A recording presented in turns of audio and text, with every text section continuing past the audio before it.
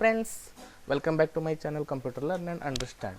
So friends, ನಾ ಇವತ್ತಿನ ವಿಡಿಯೋದಲ್ಲಿ ಮೈಕ್ರೋಸಾಫ್ಟ್ ಆಫೀಸ್ ಅಂತ ಸಾಫ್ಟ್ವೇರ್ ಬರುತ್ತಲ್ಲ, ಸೊ ಆ ಸಾಫ್ಟ್ವೇರಲ್ಲಿ ಬರುವಂಥ ಪಾರ್ಟ್ಸ್ಗಳಲ್ಲಿ ಅಂದರೆ ಅಪ್ಲಿಕೇಶನ್ಗಳಲ್ಲಿ MS ವರ್ಡ್ ಅನ್ನುವಂಥ ಅಪ್ಲಿಕೇಶನನ್ನು ಹೇಗೆ ಯೂಸ್ ಮಾಡಬೇಕು, ಅದರ ಕಮಾಂಡ್ಸ್ಗಳೆಲ್ಲ ಯಾವ ರೀತಿ ವರ್ಕ್ ಆಗುತ್ತೆ, ಸೊ ಅದನ್ನು ನಾನು ಇವತ್ತಿನ ವಿಡಿಯೋದಲ್ಲಿ ಹೇಳ್ತಾ ಹೋಗ್ತೀನಿ. Friends, let's start.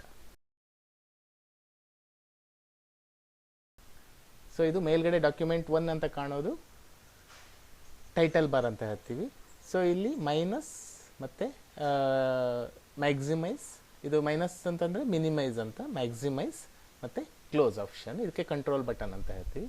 ಅದಾದಮೇಲೆ ಇಲ್ಲಿ ಸೇವ್, ಅಂಡು ಮತ್ತು ರೀಡೋ ಅಂತ ಇದೆಯಲ್ಲ, ಇದಕ್ಕೆ ಕ್ವಿಕ್ ಆಕ್ಸೆಸ್ ಟೂಲ್ ಬಾರ್ ಅಂತ ಹೇಳ್ತೀವಿ. ಇದು ಆಫೀಸ್ ಬಟನ್.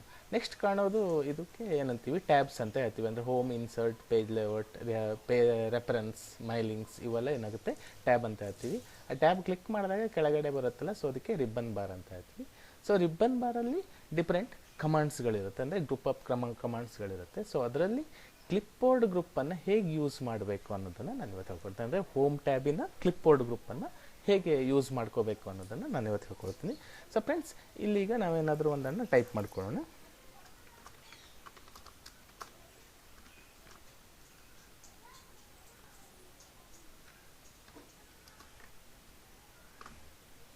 ಸೊ ಫ್ರೆಂಡ್ಸ್, ನಾನೀಗ ಸ್ವಲ್ಪ ಟೈಪ್ ಮಾಡ್ಕೊಂಡಿದ್ದೀನಿ. ಸೊ ಇದನ್ನು ನಾನೀಗ ನಿಮಗೆ ಕ್ಲಿಪ್ಬೋರ್ಡ್ ಗ್ರೂಪಲ್ಲಿ ಪ್ರತಿಯೊಂದು ಕಮಾಂಡ್ಸು ಯಾವ ರೀತಿ ವರ್ಕ್ ಆಗುತ್ತೆ ಅದನ್ನು ತೋರಿಸ್ಕೊಡ್ತಾ ಹೋಗ್ತೀನಿ. ಸೊ ಫ್ರೆಂಡ್ಸ್, ಇದರಲ್ಲಿ ನಮ್ಗೆ ಕಾಣಿಸೋ ಹಾಗೆ ಒಂದು ಪೇಸ್ಟ್ ಇದೆ, ಆಮೇಲೆ ಇಲ್ಲಿ ಕಟ್ ಅಂತ ಇದೆ, ಸೊ ಇಲ್ಲಿ ಇದೆ, ಆಮೇಲೆ ಇಲ್ಲಿ ಕಾಪಿ ಅಂತ ಇದೆ, ಆಮೇಲೆ ಇದು ಫಾರ್ಮೇಟ್ ಪೇಂಟರ್ ಅಂತ ಹೇಳ್ತೀವಿ.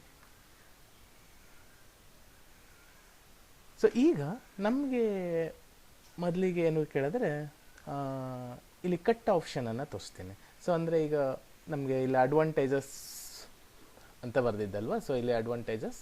ಸೊ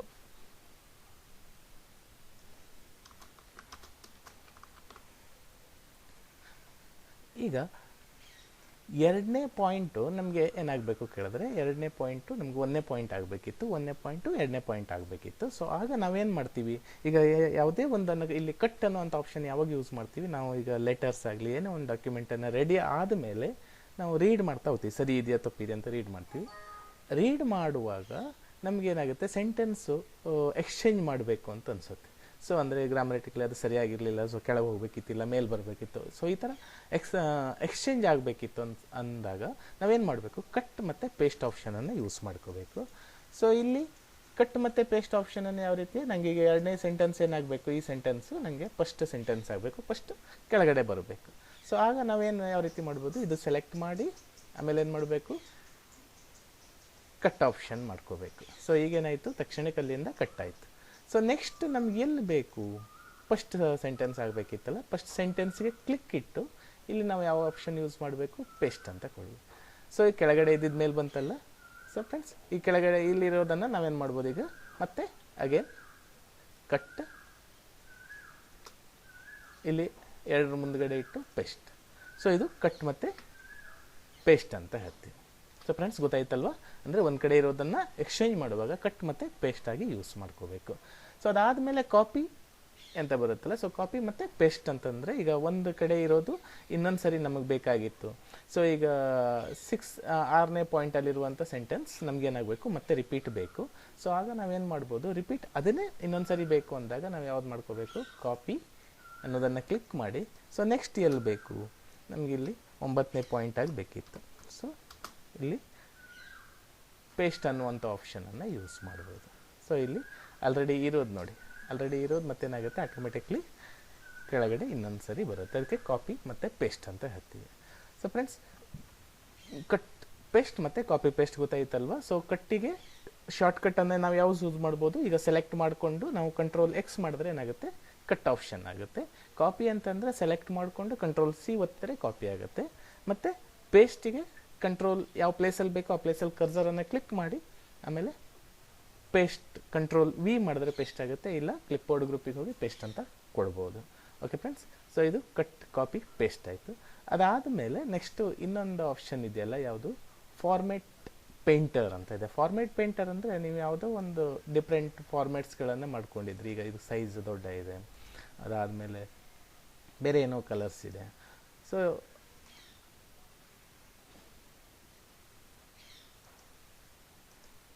ಇಲ್ಲಿ ಫಾರ್ಮೇಟ್ಸ್ ಚೇಂಜ್ ಇದೆ ಇದ್ರದ್ದು ಅಲ್ವಾ. ಸೊ ಈ ಫಾರ್ಮೇಟ್ಸ್ ಚೇಂಜ್ ಇದ್ದಾಗ ಸೊ ಇದೇ ಫಾರ್ಮೇಟ್ ನಮ್ಗೆ ಇನ್ನೊಂದು ಕಡೆಗೆ ಬೇಕಿತ್ತು.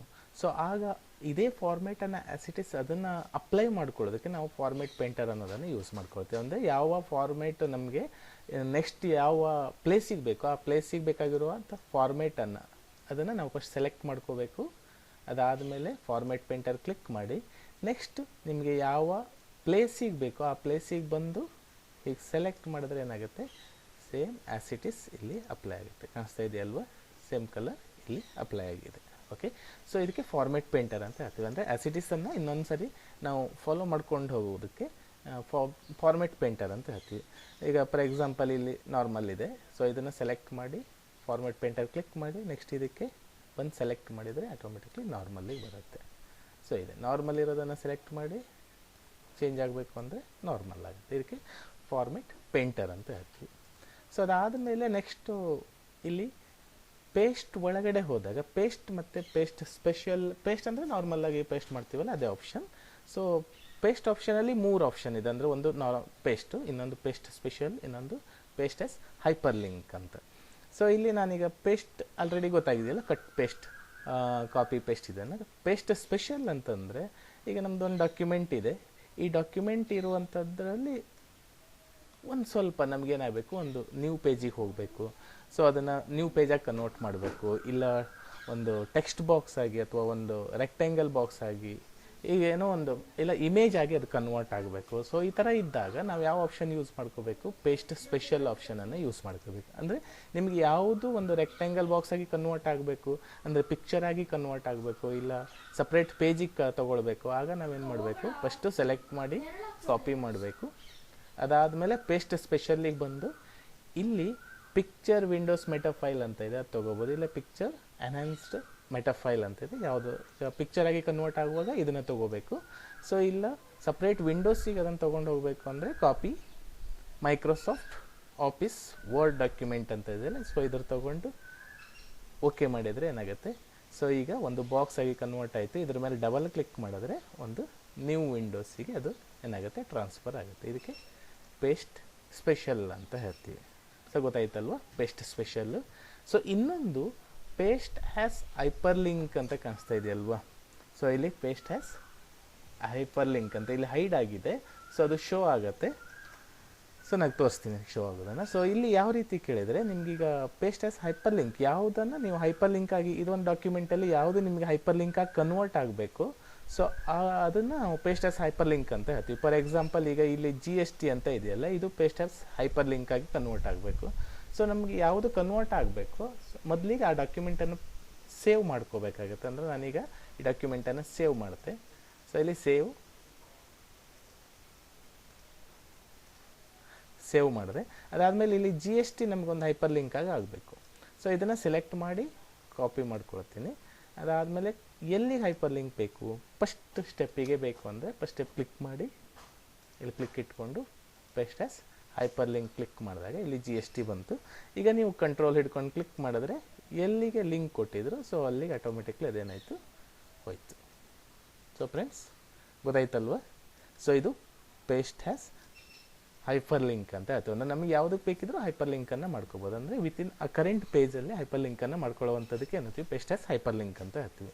ಸೊ ಫ್ರೆಂಡ್ಸ್ ಇವತ್ತಿನ ವಿಡಿಯೋ ನಿಮ್ಗೆ ಅರ್ಥ ಆಯಿತು ಅಂತ ಹೇಳ್ಕೊಳ್ತೀನಿ. ಅಂದರೆ ಮೈಕ್ರೋಸಾಫ್ಟ್ ವರ್ಡ್ ಅಂದರೆ ಮೈಕ್ರೋಸಾಫ್ಟ್ ಆಫೀಸಿನ ಪಾರ್ಟ್ಸಲ್ಲಿ ಮೈಕ್ರೋಸಾಫ್ಟ್ ವರ್ಡನ್ನು ಹೇಳಿದೆ. ಸೊ ಅದರಲ್ಲಿ ಕ್ಲಿಪ್ ಬೋರ್ಡನ್ನು ನಿಮ್ಗೆ ತೋರಿಸ್ಕೊಟ್ಟಿದ್ದೀನಿ. ಸೊ ಫ್ರೆಂಡ್ಸ್ ಇಷ್ಟ ಆಯಿತು ಅಂತ ಹೇಳ್ಕೊಳ್ತೀನಿ. ಇಷ್ಟ ಆಗಿದ್ದಿದ್ರೆ ಲೈಕ್ ಬಟನ್ ಪ್ರೆಸ್ ಮಾಡಿರಿ, ಮತ್ತು ವ್ಯೂ ಮಾಡಿರಿ, ಸಬ್ಸ್ಕ್ರೈಬ್ ಮಾಡೋದನ್ನು ಮರಿಬೇಡ್ರಿ, ಮತ್ತು ಫ್ರೆಂಡ್ಸಿಗೆಲ್ಲ ಹೇಳ್ರಿ. ಸೊ ಫ್ರೆಂಡ್ಸ್ ನಾನು ಆದಷ್ಟು ಕನ್ನಡದಲ್ಲೇ ಎಕ್ಸ್ಪ್ಲೇನ್ ಮಾಡ್ಲಿಕ್ಕೆ ಹೋಗ್ತೀನಿ. ಯಾಕೆ ಕೇಳಿದ್ರೆ ನಿಮ್ಗೆ ಆಲ್ರೆಡಿ ಗೂಗಲಲ್ಲೆಲ್ಲ ಸರ್ಚ್ ಕೊಟ್ಟಾಗ ಯಾವುದೇ ಒಂದು ಇನ್ಫಾರ್ಮೇಷನನ್ನು ನೀವು ನೋಡಿರಿ, ಅದೆಲ್ಲದು ಹಿಂದಿ, ಇಂಗ್ಲೀಷ್, ಬೇರೆ ಯಾವುದೋ ಲ್ಯಾಂಗ್ವೇಜಲ್ಲಿ ಇರುತ್ತೆ. ನಾನು ಕನ್ನಡದಲ್ಲೇ ಇದನ್ನು ಎಕ್ಸ್ಪ್ಲೇನ್ ಮಾಡೋದಕ್ಕೋಸ್ಕರ ಕನ್ನಡಕ್ಕೋಸ್ಕರನೇ ಒಂದು ಯೂಟ್ಯೂಬ್ ಚಾನಲ್ ಮಾಡಿ ನಿಮಗೆ ಅದನ್ನು ತೋರಿಸ್ತಾ ಇದ್ದೀನಿ, ವ್ಯೂ ಮಾಡಲಿಕ್ಕೆ ಕೊಡ್ತಾ ಇದ್ದೀನಿ. ಸೊ ಫ್ರೆಂಡ್ಸ್ ನಿಮ್ಮೆಲ್ಲ ಸಪೋರ್ಟ್ ನಂಗೆ ಅವಶ್ಯಕತೆ ಇದೆ. So please support me. So friends thank you.